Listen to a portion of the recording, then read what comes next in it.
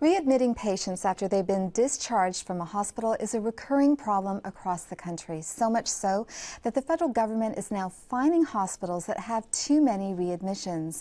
13 San Diego hospitals will be rolling out a program called Transitions later this month to reduce readmissions. Joining me now to talk about it are Dr. Nick Yphantides, Chief Medical Officer of San Diego County's Health and Human Services Department, and Don Ryan, a patient who has gone through the program. Dr. Nick, let's start with you. Nearly 1 in 5 patients, Medicare patients actually, are readmitted within 30 days to a hospital after being released. Why is that? There's a multitude of reasons, and not all of those readmissions are avoidable. Sometimes things happen that we can't avoid, but many of those readmissions occur because of the disconnect that happens from the hospital back to the patient's home.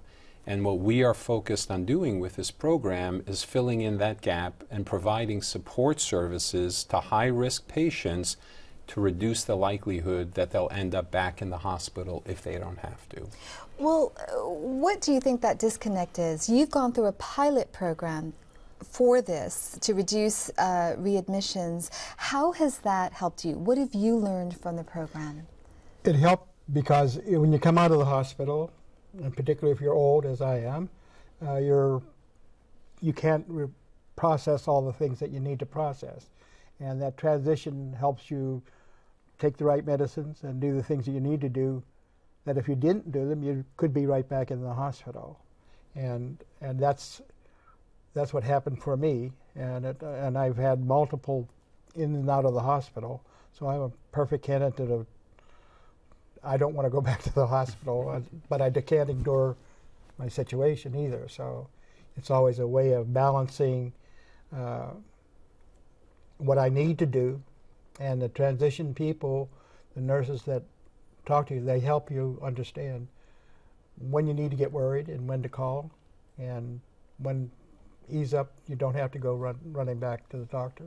So Don is talking about, just being reminded to take medication and what signs should worry a prospective readmission patient and what shouldn't.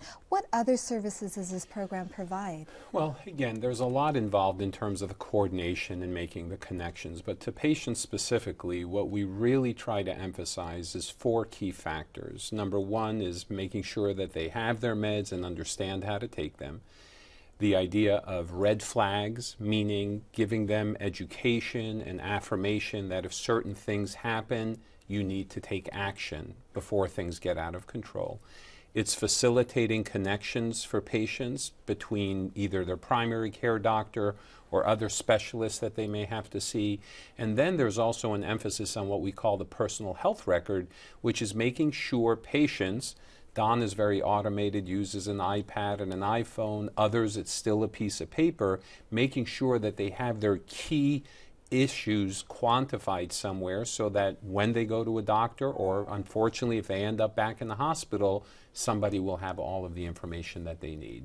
So Don, since undergoing this program, have you gone back to the hospital for readmission? Oh yes, I had a couple of incidents where I came out of the hospital and it was medicine connected. My medicines were still making me dizzy, and I'd come home and then would get dizzy, and I was back. But it wasn't the hospital's problem. It was my body adjusting to the meds that I was taking.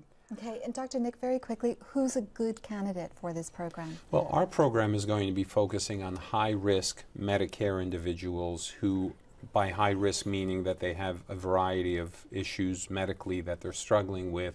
We also look at individuals who are isolated and who may not have optimal support in the home or family as being candidates that would benefit from the wraparound services that we would provide to them. Dr. Nick, Don, thank you so much for coming on the program today. Thank you.